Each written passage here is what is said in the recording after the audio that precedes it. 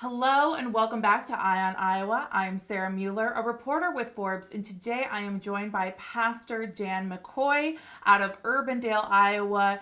Now, I have to ask you some questions today because I saw a list of your pastoral team on President Donald Trump's list of faith leaders that have endorsed him. So, just to get us started, will you tell me a little bit about what went into the decision to endorse President Donald Trump? The biggest factor that went into the decision is that I believe Donald Trump is ready to lead this nation. He has demonstrated in the past that he's capable of handling our uh, financial system, at least leading in that. And he has demonstrated his abilities with our foreign affairs, and he has done a good job. He's done everything he said he's going to do. There's a lot of people in this race right now. We have a lot of candidates. And even last night, Governor Kim Reynolds endorsed Governor DeSantis for 2024, which is kind of surprising given that she has a history with Donald Trump. And so I'm just kind of curious, how do you think the ground game is going in Iowa? We've seen all these presidential candidates come in and out. How do you think it's going here? I do think Donald Trump is the front runner, of course. I think the polls show him that way. Um, I I think Ron DeSantis may have a little more than what they're showing, but I'm not sure about that. But I do think Donald Trump is going to be the winner here in Iowa. I think some people might be asking, what's the importance of a pastor at a predominant church in Des Moines? What's the importance of him endorsing a candidate? And so, can you explain a little bit about your decision to just endorse in the first place? Well, of course, I'm endorsing as a citizen. I'm not endorsing as a pastor necessarily, but the importance is that our freedoms as Americans, as believers, are being threatened more than ever before. And Donald Trump has demonstrated that he is for the freedoms of average Americans, and that he is going to help protect our rights under the U.S. Constitution, and that is a paramount importance in our country. We're seeing people being persecuted for what they believe today, and that's probably one of the most important things that I see in this election cycle.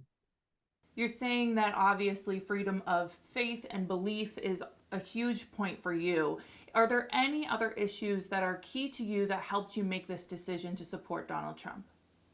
Well, of course, financially, our country is going the wrong direction. I would say we're in peril. I think we are much worse off than the average person understands because of the way we are borrowing money at an unprecedented pace. And I think Donald Trump has demonstrated that he's able to reverse that, able to help our country financially get on the right foot, take care of the recession problems that are going on, and that's another factor, a big factor, I would say, in this. There are social factors, but honestly, Congress and the Senate, in my opinion, are more responsible for those factors than the president. And I think Donald Trump's just a better leader than these other candidates.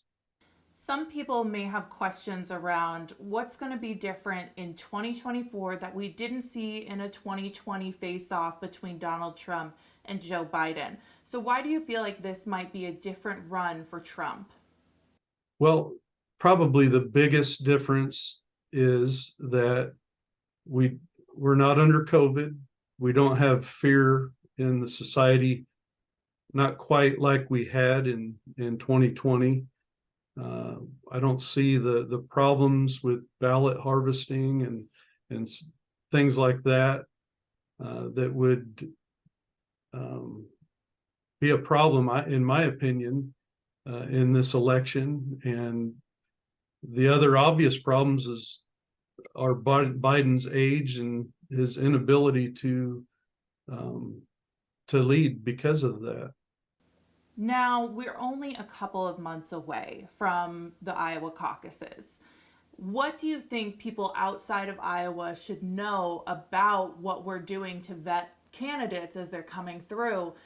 Because the process is so different when you're inside of it. What do you think external people need to know about that? Probably the biggest thing is you can look people in the eyes, and you can generally see if they're sincere about their beliefs. You sit down with them, you talk with them, you get to see them as a person, not just as a candidate, not just as a politician. And that's one of the big factors that helps us here in Iowa determine, are these people legitimate? Are they who they say they are? Are they the kind of person that I want to vote for? There is a lot of international conflict happening right now between the war in Ukraine, issues with Taiwan, concerns over in Israel. What do you think a Trump administration would look like if in a little over a year he took office and we're still facing some of these conflicts? These conflicts are very real. They're very dangerous. I think everybody understands that. I think Donald Trump would be somebody that could help calm things down. I think the lack of leadership that we're seeing today, with all due respect, is encouraging leaders of Hamas, for instance, leaders of Iran, even Russia, to display their true nature, their true character, without fear of the United States being leading and helping stop things like this. I think Donald Trump will be somebody that has demonstrated that he's going to keep his word. He's going to use the power of the United States, the influence, to keep not only America safe, but our allies abroad. Before I let you go, the big question in the GOP right now is around moderate and independent voters, how they're going to sway this time around. So how do you think Donald Trump should be appealing to those voters, or how do you think he's going to win them over? I think the best way he could win them over is just to stay on point with how he's going to re-energize this economy, how he's going just give a good message. This is what I'm going to do, and I've kept my promises in the past. I'll keep my promises in the future, and I'm going to bring stability back to the United States, back to our foreign policy, and in the leadership of this country. I'm going to bring stability back. Pastor McCoy, thank you so much for your time. I appreciate it.